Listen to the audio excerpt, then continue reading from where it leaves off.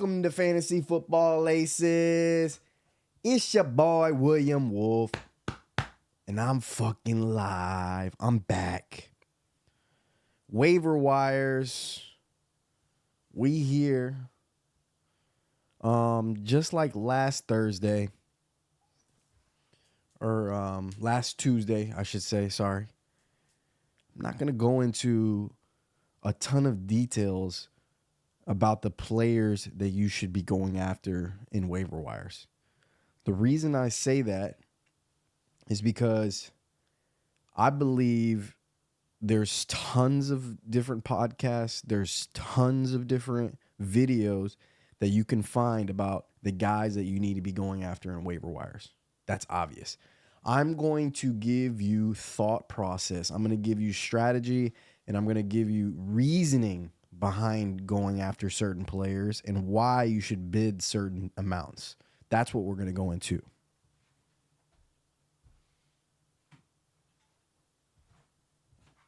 So, with that being said, we have obviously on your screen here Ford. Jerome Ford, we know what happened to Chubb. Now, there's rumors about Kareem Hunt going over there. None of that's going to be a secret to any of your competitive partners in your league. Anybody who is dedicated to this fantasy football game, they're going to be aware of everything that's going on. Now, it's a similar situation to the Ravens situation when Dobbins went down. If you need a running back, you need to gamble all of your fab on Jerome Ford.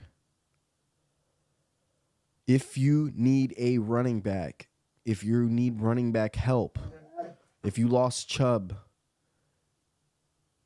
you need to bid all of your fab on Jerome Ford.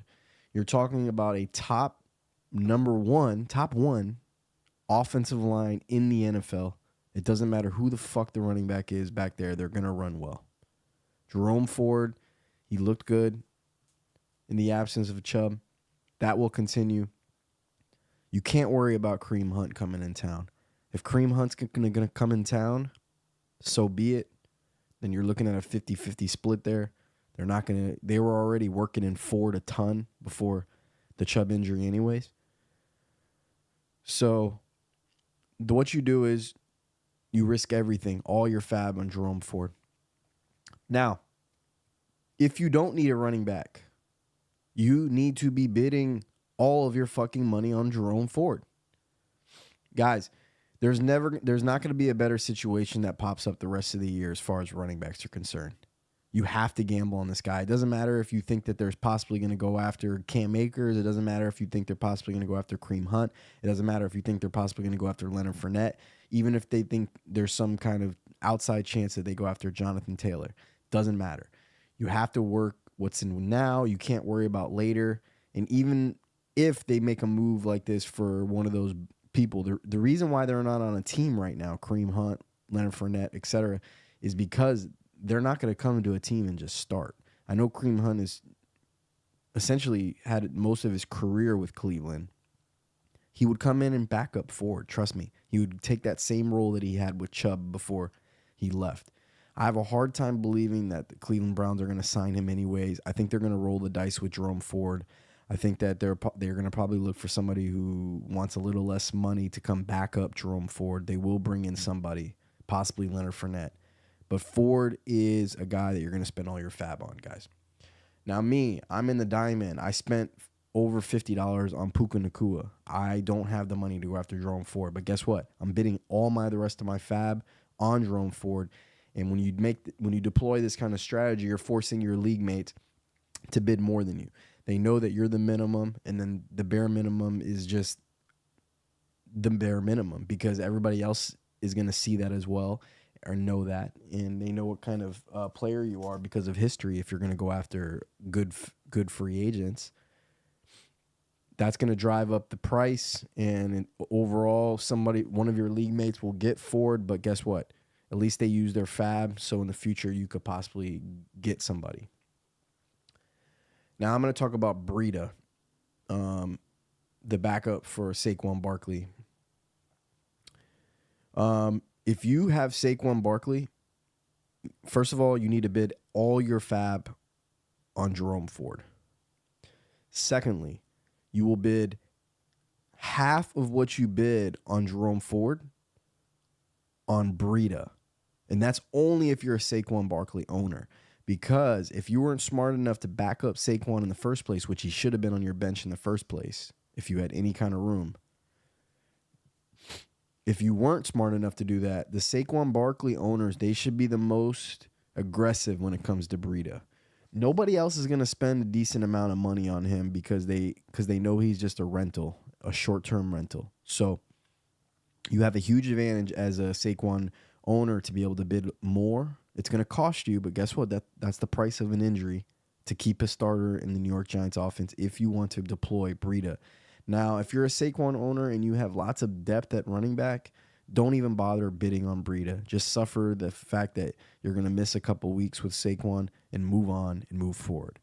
But if you need running back help, you have to overbid for Breida. It's just the price you're going to pay for his injury to keep it on the team. But like I said, you will bid all your fab on Jerome Ford. Now, when it comes to Kareem Hunt, guys, don't fall for that trap. Bid, a reasonable amount, $10 on Hunt. Honestly, Kareem Hunt probably should already be on your roster anyways. But I had Kareem Hunt in this league that you're seeing right now on the screen. But I had to drop him because Puka Nacua was questionable this past week. DeAndre Hopkins was questionable this past week. And Mark Andrews was questionable last week. So I couldn't take the chance, especially with 4 o'clock Puka Nacua, to leave Kareem Hunt on my lineup. I had to drop him and pick up Van Jefferson just in case Puka didn't play so I can have a backup plan there. That was my fault. I also took a gamble, which is so sad, bro. After I realized that Puka was going to play, I dropped Van Jefferson and I picked up Hubbard, for the backup running back for the Panthers. It's a very smart strategy. If you have an extra spot on your bench where you have a guy who's essentially somebody you're just looking for a guy, right? You're not really, there's going to be your last guy on your bench is essentially a guy that you can interchange because you're going to need to pick up a kicker eventually to fill up a bye week, or a defense to fill up a bye week, or something like that, right? Or even a quarterback. If you have Mahomes, there's no reason to have a backup quarterback on your bench. So that spot is designed for that later in the year, right? So it's smart to go into the weekend grabbing some random backup running back.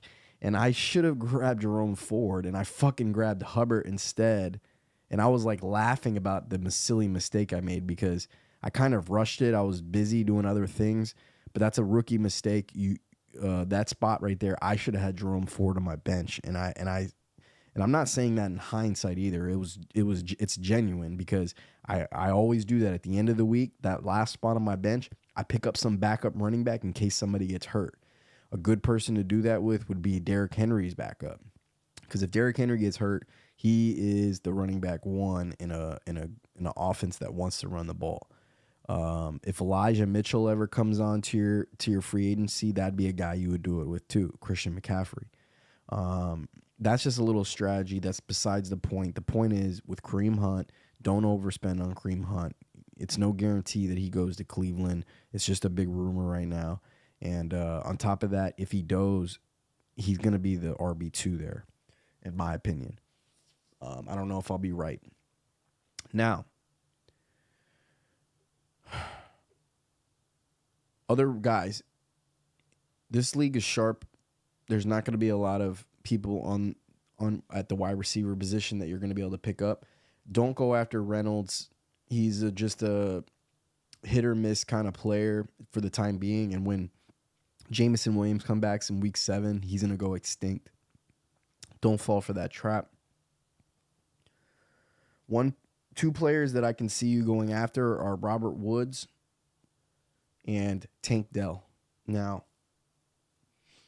a lot of sharp leagues already have Tank Dell rostered, but if your league is not sharp and doesn't have him rostered already, pick up Tank Dell. Spend $10 on him. He'll be worth it. He's emerging in that offense. He finally got an opportunity. He got 10 targets, caught a touchdown. He's shifty.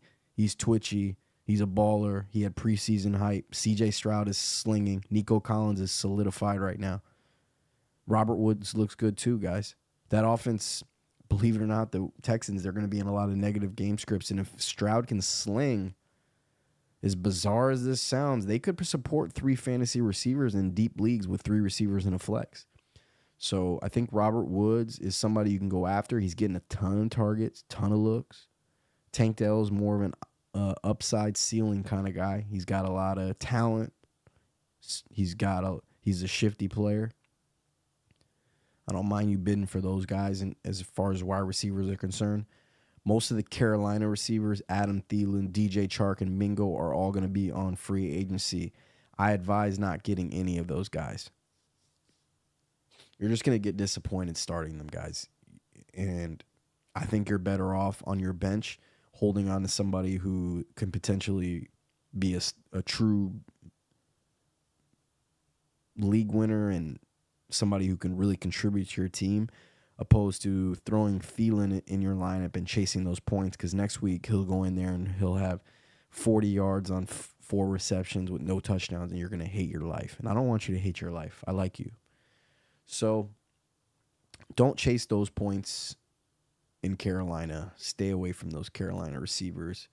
If you want to keep Thielen on your bench and you think that there's a possibility he can go on a run where he catches a bunch of touchdowns this year, go for it. But I don't advise for it. Outside of that, Devontae Parker, he's the number 1 receiver in New England. If you're very desperate, I don't mind you going after him. But the thing with New England is every single week somebody does good on that team.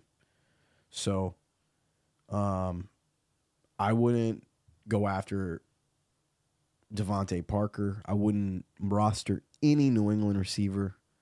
The only person on that offense that you should be rostering is Ramondre Stevenson and possibly Hunter Henry as a tight end, because tight ends are a dime a dozen. They all suck anyways.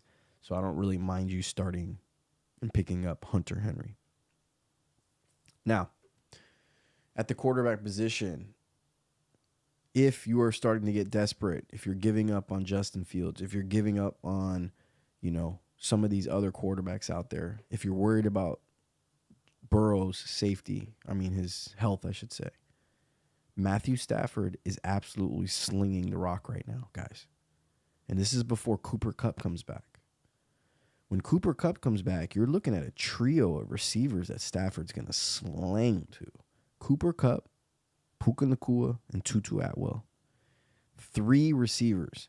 This could be like the old school greatest show on turf, minus Marshall Faulk. Obviously, I'm exaggerating a bit, but I will say this, guys. Matthew Stafford has only thrown 1 touchdown this year. He is very, very, very, very, very due for some positive regression there. Look at these yards. 300, 334. Puka's balling out of control. Tutu's balling. He's only thrown 1 touchdown, guys. All that production is going to Karen Williams. So it is absolutely inevitable that positive regression is going to go to this Matthew Stafford character. He's going to ball out. Touchdowns are coming his way. He's going for 300 every game. And I can guarantee you that when Cooper Kupp comes, it's going to be even more glorious. You should be going after him, guys. He's going to be a top 10 quarterback this year. He could be somebody that you put in your lineup when your other quarterback has bad matchups. It's a very dangerous game, but if you're good at it, you live with the results. You aren't results oriented, and you just go with what the math says. Statistics show that, hey, this matchup's better than that matchup. Don't be results oriented when you're wrong, but you go with what statistics say, because at the end of the day, just like pocket aces and just like the name of my channel, Fantasy Football Aces, You're not always going to win. Sometimes you get sucked out on, but you always want to go in as a favorite. So that's what I'll say about that. Tight ends. We talked about it already. It's a shit show there. Don't go after anybody. You got to just deal with it, man. I told you, draft a big-time tight end or you suffer. Jones, you got one more week, Tony Jones Jr., before Kamara comes back, so don't even bother going after him. If you are a Kamara owner or if you are a Jamal Williams owner and you are desperate, spend $10, $15 possibly on this guy. I think Jamal's okay, though. With that being said, you're going to waste your money on him. Kamara's coming back next week, so, yeah. I already talked about Breida, and that pretty much covers it. Chuba Hubbard, he's a good backup, but he's the backup on that team. He's getting run, though. He's getting half the run almost, essentially, in Carolina. I just don't – you're never going to start him. You got to hope for a Miles Sanders injury there.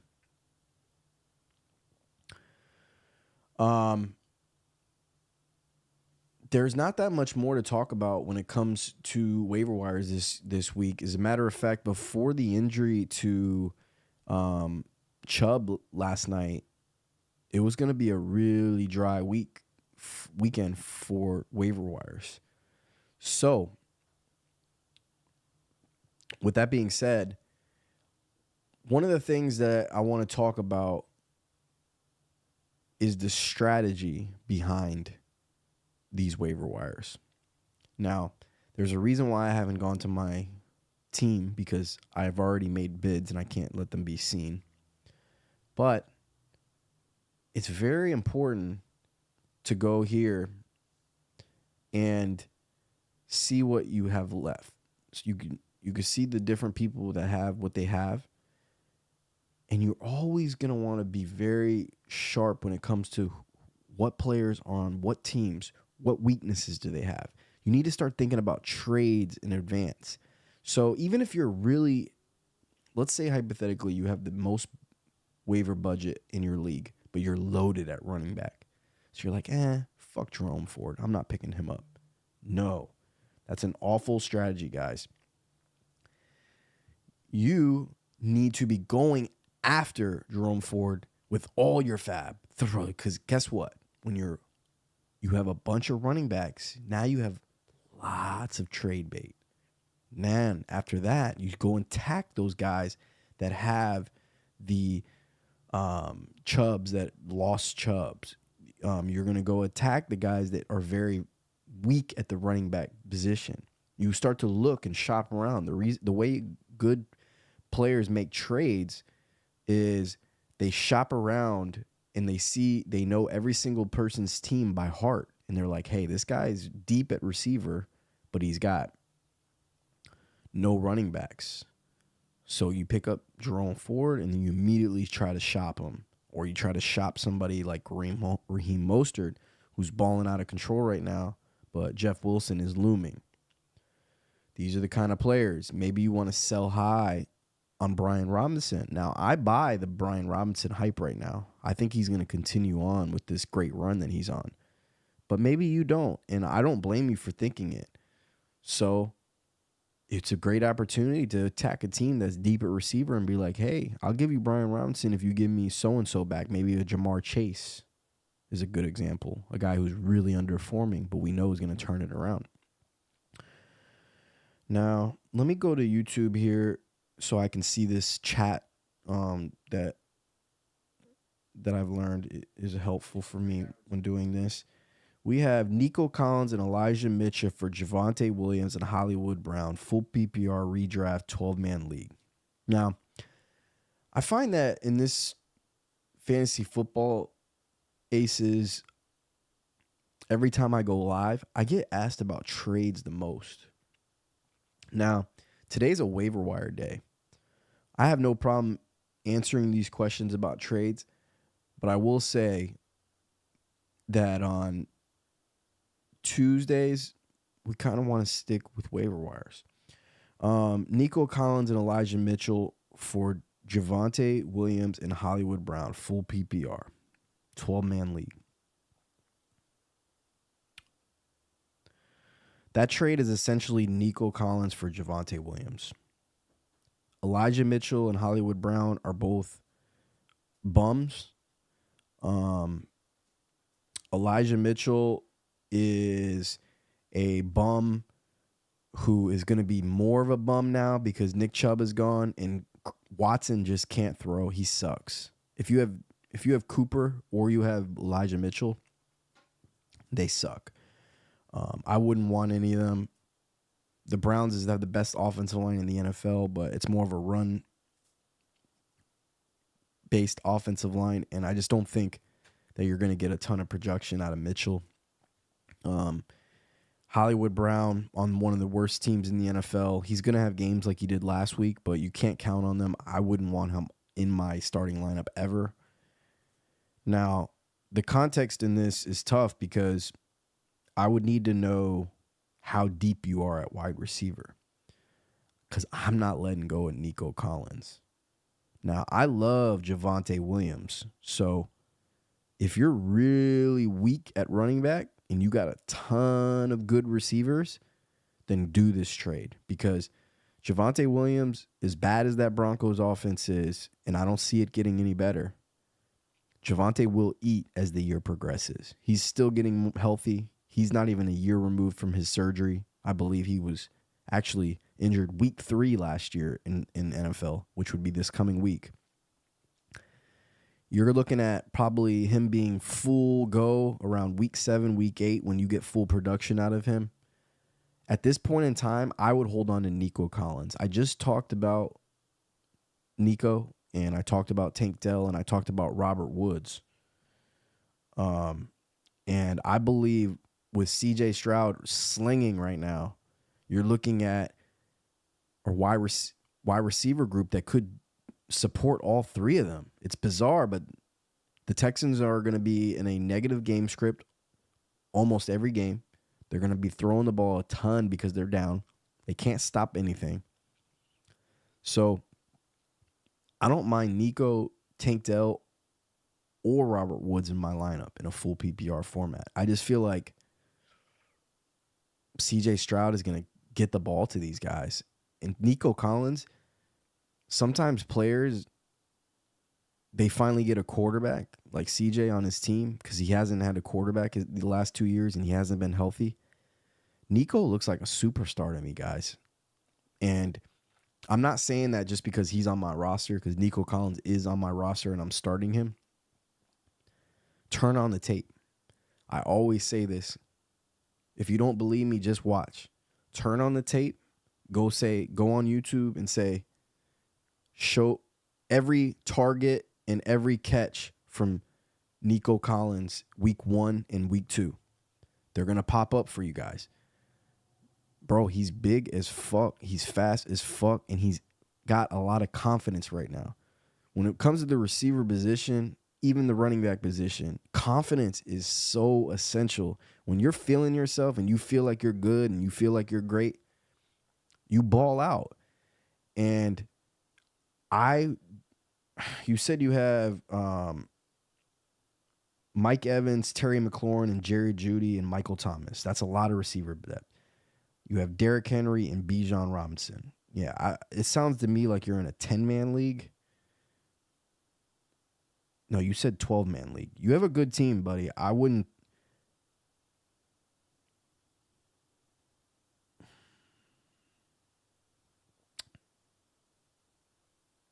I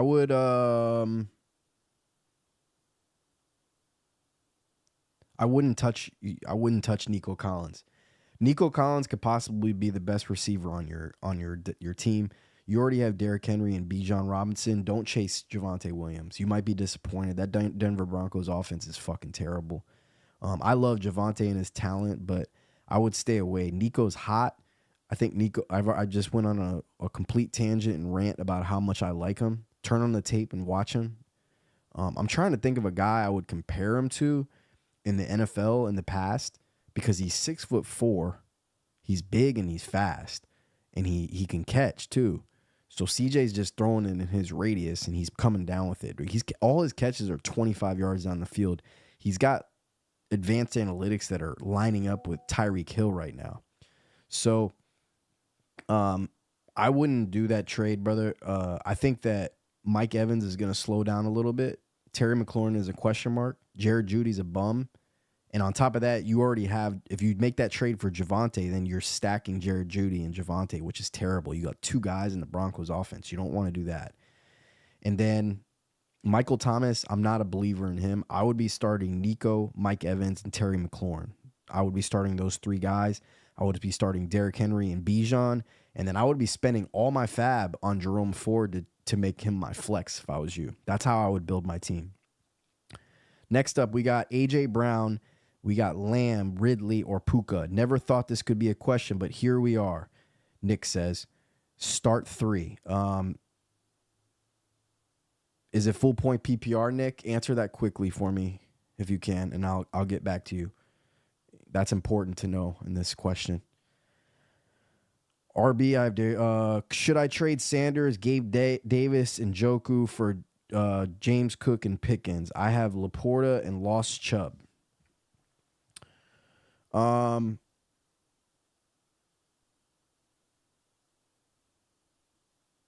Absolutely, man. I'm assuming that's Miles Sanders, Gabe Davis, and Njoku for James Cook and Pickens. Yeah, man. James Cook's a stud. I would do that trade for sure. James Cook is better than Sanders, and Pickens is on the same level as Gabe Davis as far as boom or bust concerned. They both aren't guys that you're going to rely on, but they can have boom or bust games like they did this past week. And I'm sorry about your Chubb loss. I would bid all your fab on Jerome Ford. He looks good. It's the best offensive line in the NFL.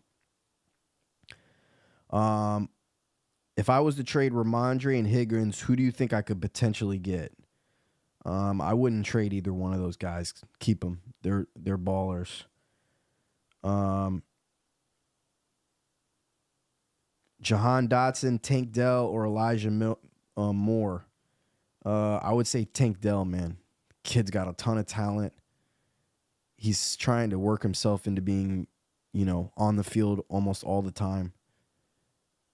You can be disappointed with all three of those guys, Dotson, Dell, and Moore. So Moore's out of the equation there. It's between Dotson and Tank Dell. You're not going to even consider Elijah Moore. You're going to consider Dotson or Tank Dell. And right now, I would go with Tank Dell. I just really love what that Texans offense is doing right now, guys. They're top 5 in the NFL of pace of play. They're always in negative game scripts. They're throwing the ball a ton because they're losing. And C.J. Stroud can throw. The motherfucker can throw. If he couldn't throw, it'd be a different story. But this man can throw. And he likes Tank Dell. He handpicked him. He wanted the Texans organization to draft him. So, Tank Dell is the answer to that question.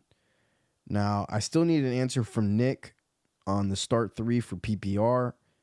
Or if it's PPR or not, but without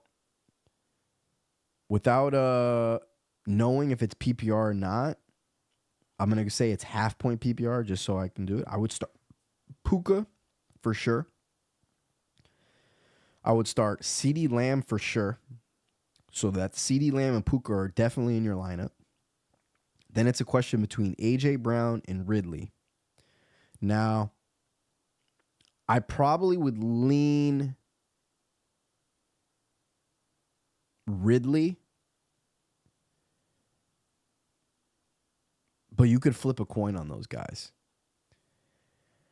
I would say Puka and CeeDee Lamb you're starting for sure. Reason being, there's nobody else in that offense that's going to eat. It's Pollard and CeeDee Lamb. Dak Prescott ain't throwing to nobody else. Of course he does throw it to other people, but when it's on the line and when it matters, CeeDee Lamb's a fucking problem, and Dak looks for him. So you're going to start CeeDee Lamb for sure. Puka Nacua, Stafford is one of those kind of quarterbacks that he locks in, bro. And Puka's his dude right now. I don't know what kind of development they had in camp. Obviously, I saw that Cooper Kupp was holding Puka's hand, so he's learning everything about everything when it comes to being a receiver and getting open against zone. And Stafford's looking for him. He's catching the ball. You can't sit Puka Nacua. He's a PPR machine. On top of that, you know what your floor is. You know at this point he's going to get at least 10 targets. And that's being generous because the man had 15 and 20. You got to start Puka Nacua. You can't take him out of your lineup. It doesn't matter who the fuck you have at receiver. It doesn't matter who your receivers are because he's a top 5 receiver right now. He essentially took the Cooper Kupp role. So you just don't even look at the name no more. Just realize that, hey, I have Cooper Kupp now. So you start him. Now, it's between A.J. Brown and Ridley. And I haven't looked at the matchups yet. I'll do the matchups on Thursday. But I would probably lean... Man, that's tough. But I could flip a coin between A.J. Brown and Ridley, but I probably would lean A.J. Brown. There's just so many mouths to feed. So initially I wanted to say Ridley because there's so many mouths to feed in Philly. But A.J. Brown is in a better offense. They got a better offensive line. I think your better gamble would be A.J. Brown with Ridley. But you can't be results oriented here, brother. Like, that's a tough. Those are really 4 good receivers. Ideally, you would be in a league with 3 receivers and a flex. But I would try to move one of those guys, man. As a matter of fact, that should be your number one priority right now on a Tuesday. You should be trying to move one of those guys. You don't want to have this tough decision every week. If you got 4 good receivers like this, A.J. Brown, Lamb, Ridley, and Puka, you need to move one of them. I would move one of them for a running back and get depth at running back. Because when it comes to receivers, if you got 3 good ones, you don't want to think about it every week because you're going to fucking hate yourself when you start the wrong guy. So just have 3 good ones, keep them in your lineup, boom or bust. If it doesn't matter if they do well or not, you keep them in your lineup. Moving on. Jahan Dotson, how would you rate this team 10-man? I mean, I'm not going to rate a 10-man league, guys. 10-man's, you need to get your league to 12 because 10-man is for amateurs. But I'll do it for you this one time. Lawrence at quarterback, Bijan Ramondre, CeeDee Lamb, Olave, and so it's a 2-receiver tight end. So you're playing a 10-man league with 2 receivers and 2 running backs and a flex. Now, in that kind of league, brother, everybody's going to have a great team. Literally. It's a 10-man league, and you don't even have an extra flex or receiver. So you got 2 receivers, 2 running backs, and a flex. And those kind of leagues in a 10-man, everybody's going to have a good team. As a matter of fact, your bench is probably loaded as well. With that being said, I don't like this team for a 10-man league. If I was in a 10-man league, I 100% would have Patrick Mahomes or Hurts as my quarterback. That's for sure. Or Josh Allen. I'd have one of those 3 as my quarterback. So just for the fact that you don't have one of those 3, you messed up. Andrews is strong. So there's a huge advantage in a 10-man league to have Andrews as your tight end because there's huge disparity at that position regardless of how many people in your league. And that's the reason why I emphasize in a 10-man league you should have Patrick Mahomes, Allen, or Hurts because you need to have the elite quarterback that there's going to be major disparity at the position because you're not going to be able to make up the disparity at receiver and running back because everybody's going to have good players at those positions. I hope that makes sense. I would say that team's average. Traded Derrick Henry and Karen Williams for Higgins, Ramondre, and Javonte Williams. Yeah, I wouldn't have done that trade, brother. I would have held on to Derrick Henry, and I would have held on to Karen Williams. I think you lost on that trade. Sorry to tell you that.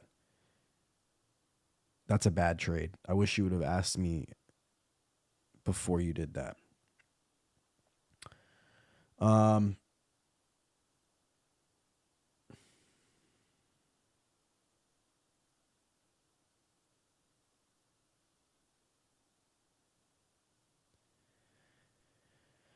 That's good though, guys. I think I'm going to order some Chipotle right now, and I'll talk to you a little bit until the Chipotle gets here. How about that? I one second, let me set this up. Just want to get me some Chipotle.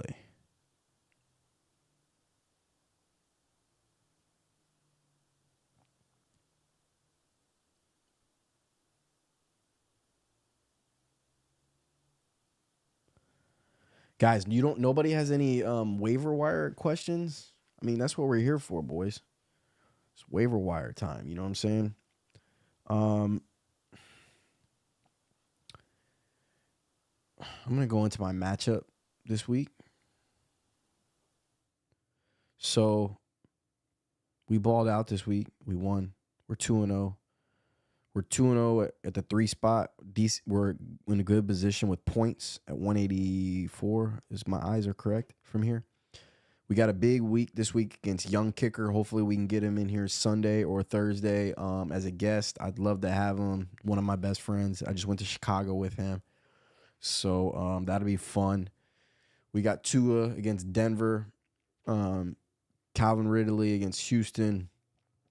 Judy against Miami. Michael Thomas. These guys, they could change. Christian McCaffrey going against the Giants. Bijan against Detroit. Higbee. Dobbs. The key with his team is his 2 running backs. They're phenomenal.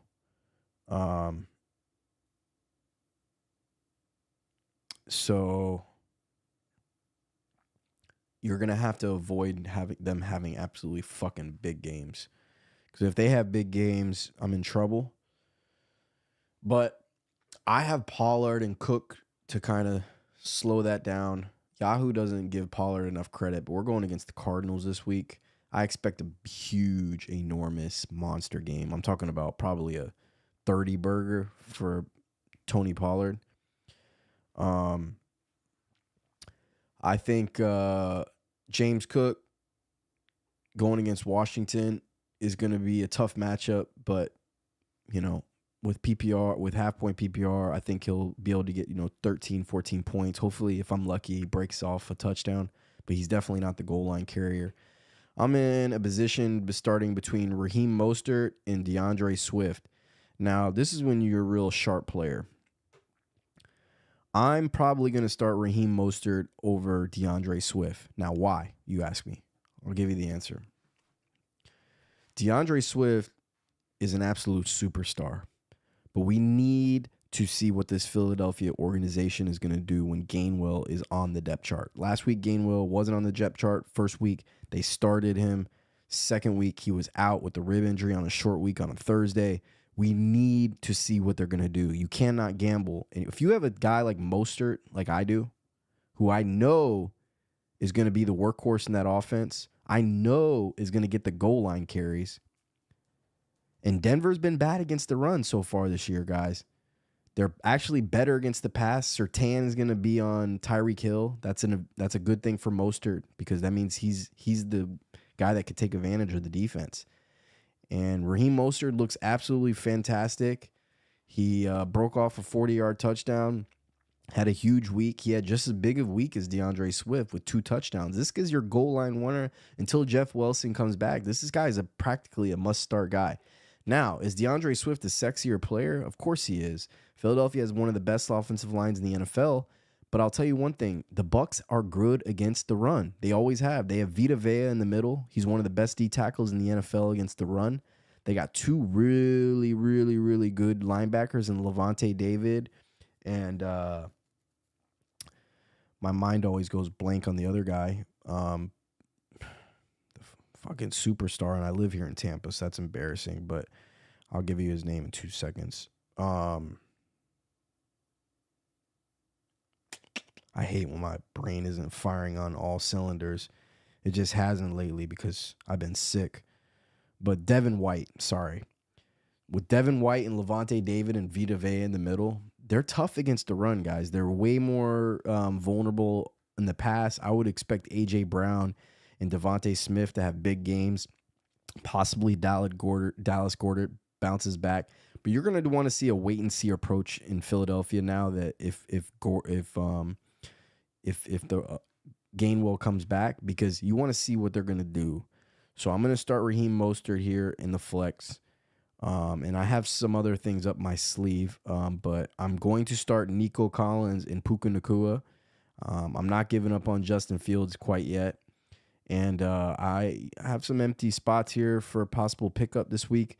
But DeAndre Hopkins, I got to see if he's healthy and if he's going to play the full snaps this week, because he only played like 30% of snaps this week. We can look this up too. I don't have my, I wish I would have it pulled up, but if you go to lineups.com, you can see snap counts, and you can see that that he did not, he only played 30-40% of snaps last week. He's not starting in my lineup if that's the case. I'll roll with Sky Moore against the Bears. That over-under is set at 48. They're over 10-point favorites. I think Sky Moore caught an amazing back shoulder throw this past week. Sky Moore did.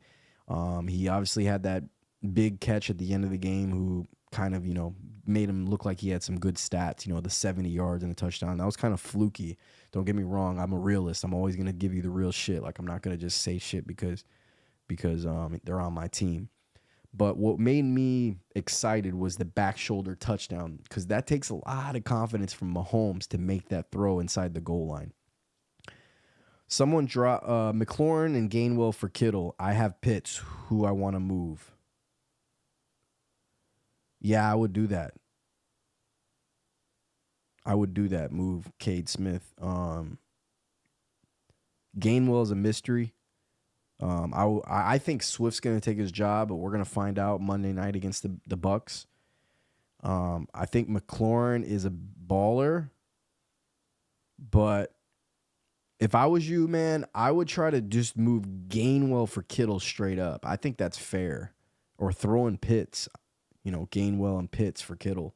But I don't think you need to give up Terry in that deal. I think you could just give up Gainwell for Kittle and sell him on the fact that Gainwell is going to come back and be the starter again, or at least 50-50.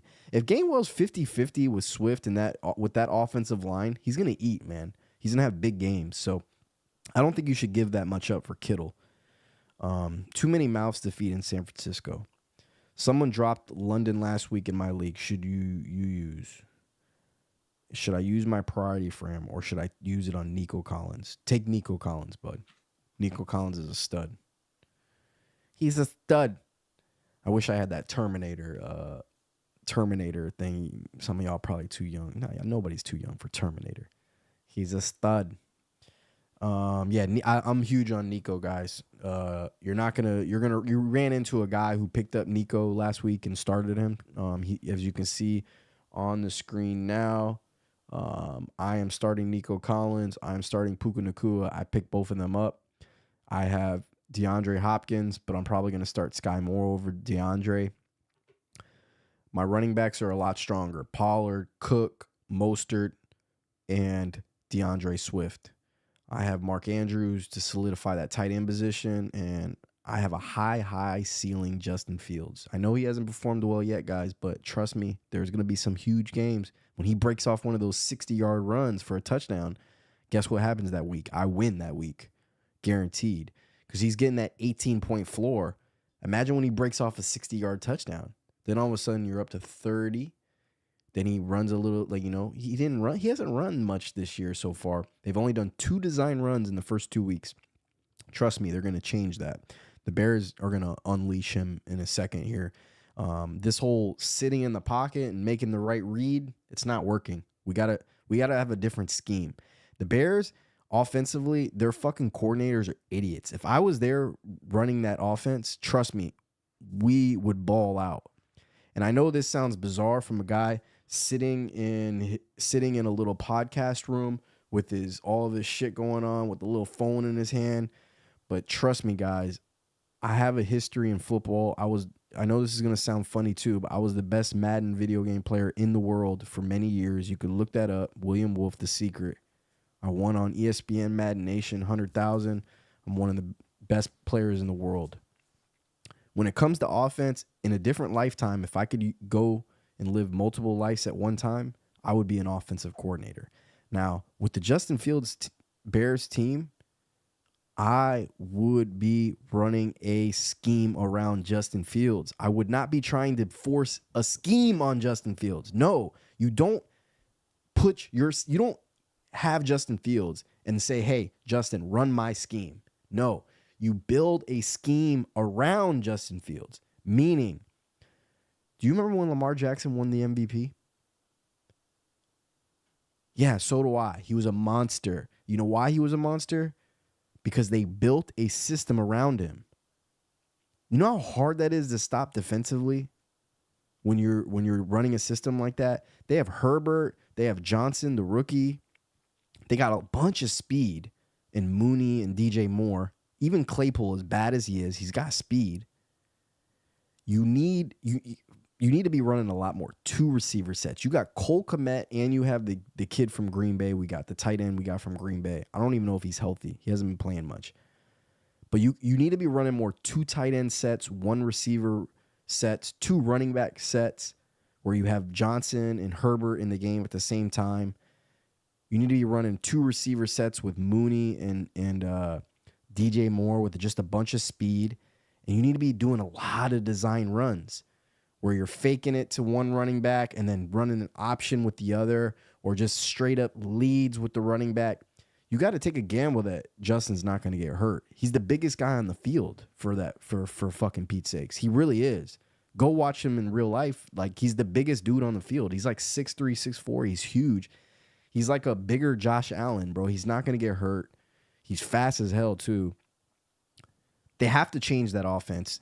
This whole drop back and try to beat the defense with his reading ability, it's not working. Should I trade Josh Jacobs for CeeDee Lamb? It depends on a lot of different factors, brother. You'd have to let me know. You'd have to let me know who you have as your backups. You'd have to let me know who your other running backs are. I need to know what your receivers are at the moment. I value running backs over receivers, especially a running back like Josh Jacobs, who's a 3-down horse. But CeeDee Lamb is a nice little piece. It just really depends on your team. When you give me a trade question like that with no context, it's impossible to answer. I need to know if this league settings, I need to know how many people are in the league. I need to know if it's PPR or not, half-point PPR, et cetera, et cetera, et cetera. Speaking of Houston, should I just start benching Dameon Pierce? Seems like Houston only wants to throw. The problem is they want to run, buddy. They want to run, but they're losing, and they're losing quick. I don't know if you saw last week, but they got down by 2 scores like that. You know what I mean? So when that happens, they're going to have – Bree, what are you doing? What are you doing?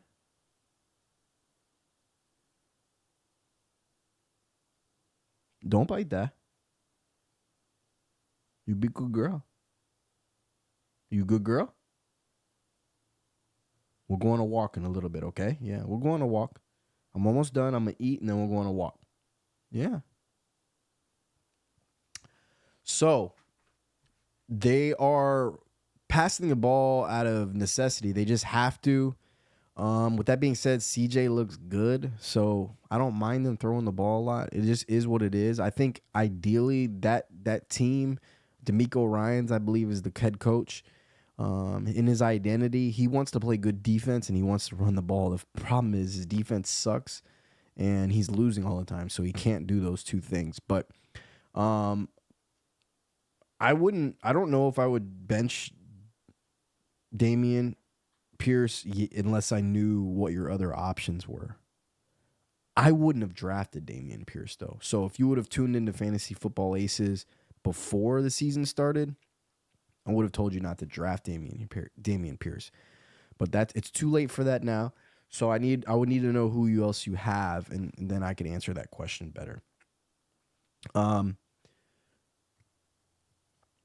Trade London and Dotson for Kyrene seems fair. Yeah, I would do that trade. I would take Karen. I don't know how to say his name, man. I apologize to him. Karen. I don't know how to say his name, but yeah, I would trade for him. He's a stud. He's looking like it's not looking like he's the RB1 in that offense, and that offense looks good. They're a high-powered offense right now. Stafford's slinging the ball. I did a segment yesterday where I really emphasized offenses that can move the ball on third down. You want fantasy players that they can move the ball on third down because that means they get more plays, longer drives, sustaining drives, which means you can get more catches, targets, etc., carries. So a guy like Stafford as his quarterback, now that he's proven he's back and he's healthy and he's slinging, you want everybody in that offense. You want a piece of everybody because they're moving the ball no matter what. You saw what they did against San Francisco. San Francisco has the best defense in the NFL, and they moved the ball like it was nothing. They didn't win the game because San Francisco's loaded, and San Francisco got off the field when they needed to on defensively. and they're loaded on offense too. Quite frankly, they have the best roster in the NFL. Them, the Eagles, those two teams have the best rosters in the NFL. It's the bottom line. So, with that being said, the Rams were great. I would really heavily go after Williams for sure.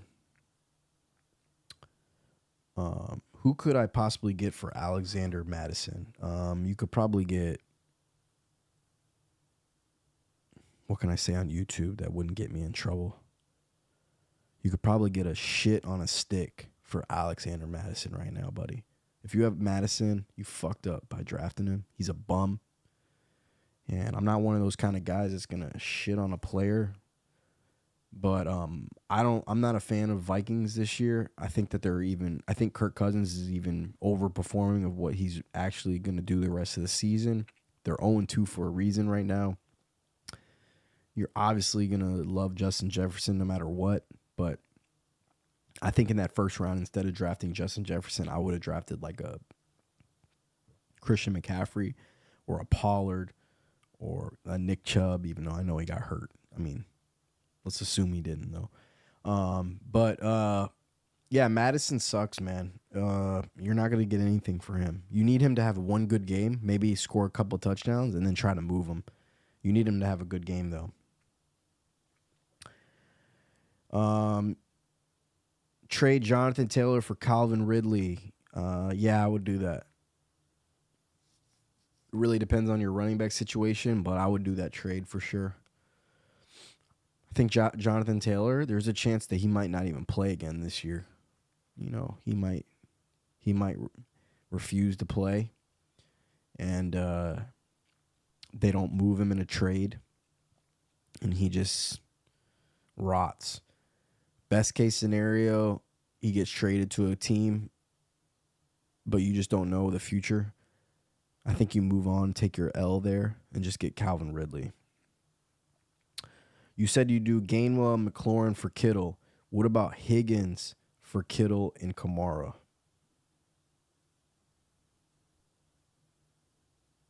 I wouldn't do Gainwell and Terry McLaurin for Kittle. I think that's too much, first of all. I would give him Gainwell, and that's it for Kittle. Gainwell for Kittle, straight up. Higgins for Kittle and Kamara? Fuck no. I wouldn't do that. I don't believe in Kamara, personally. I think Jamal Williams is probably going to get the goal line carries there. Jones Jr., he looked good when he finally got a chance this past week. Look at the way my dog's sleeping. What is she doing? She's got her like head up like on the chair. Like, look, I've never seen a dog sleep like that. What a funny dog, man. Glad she's just chilling though. Now, what about? Yeah, I wouldn't make that move, man.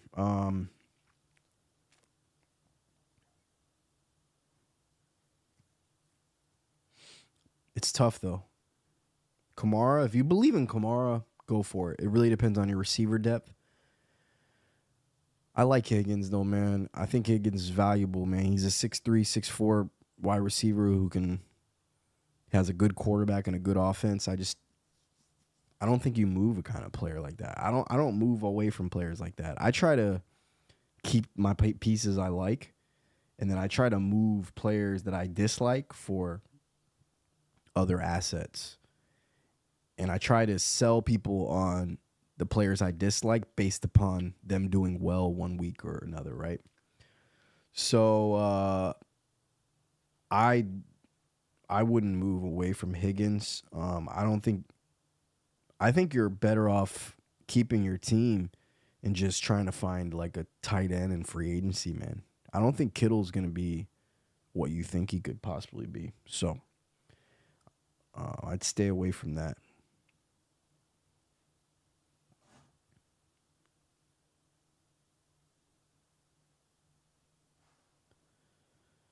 I got about 8 more minutes until my dinner gets here.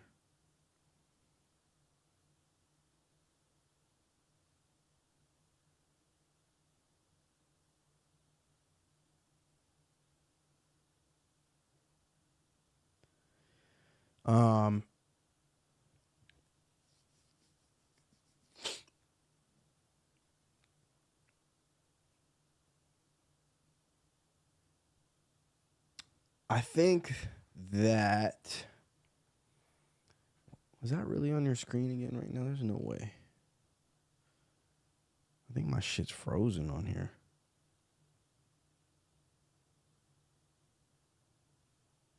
No, it's not. That'll do it though, man. We got no more questions flying in. I covered waivers for the most part. I'll be back Thursday with Thursday Night Football. If I don't have a guest, it is what it is. But on Thursday, we're gonna go over the diamond matchups. We're gonna go start sit for Thursday Night Football. We'll review what happened in the waiver wires tonight. And we'll give predictions on who we think is going to win in the diamond. And it'll be fun, man. I'm looking forward to Thursday. I'm going to keep this thing rolling. We got it rolling now. You know, we're on Tuesdays, Thursdays, and Sundays live.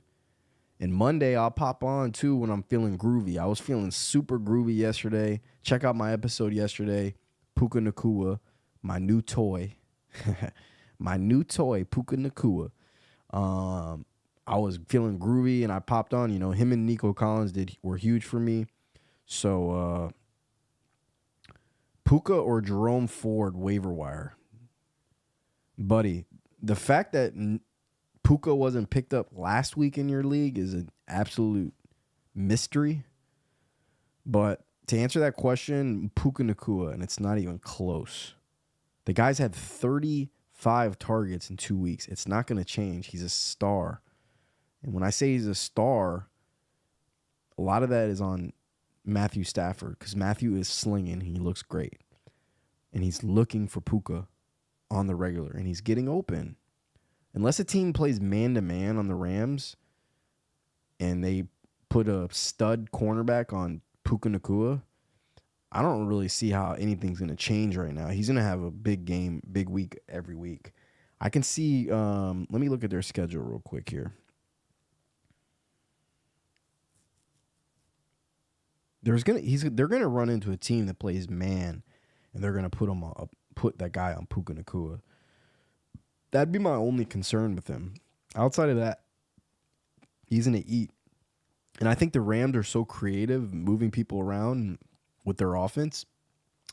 It's tough to put a lockdown corner on one player without giving away you're in man-to-man anyways. Because if you're gonna give away that you're in man-to-man against the Rams, like just flat out give it away, I think McVay is going to eat you apart. With that being said, the Rams were very bad last year, so they have a weak schedule. They're not going to play a lot of good defenses. They got Colts, Cincinnati, Philly, Arizona, Pittsburgh, Dallas, Green Bay. Until they play Dallas, I don't see Puka Nakua getting slowed down. And by then, I think there's a chance that Cooper Kupp is back. And at that point, Puka will be the second option, which will be good for him in fantasy anyways, because that means when they play like a team like Dallas or Green Bay with Jair Alexander, which is week 3, 4, 5, 6, 7, 8, week 9, when they play Green Bay and Alexander, the corner for Green Bay, that guy will probably be on Cooper Kupp. I can see them waiting until after the bye. They have a bye week 10. I can see them genuinely waiting until after week 10 to bring Kupp back, though. It really depends on how he's looking. I have a feeling he's going to be out more than 4 weeks. But let's assume he's not. They don't play a lot of good defenses this year, so I wouldn't be too worried about Puka Nakua the rest of the year as far as that's concerned. He's going to have a big year, man. He's going to have one of the biggest rookie years in the NFL history. He's already broke a record in the first 2 weeks. You can't sit him. That'll do it, guys, though. I'm out. I'll be back Thursday. Y'all have a good night. Peace.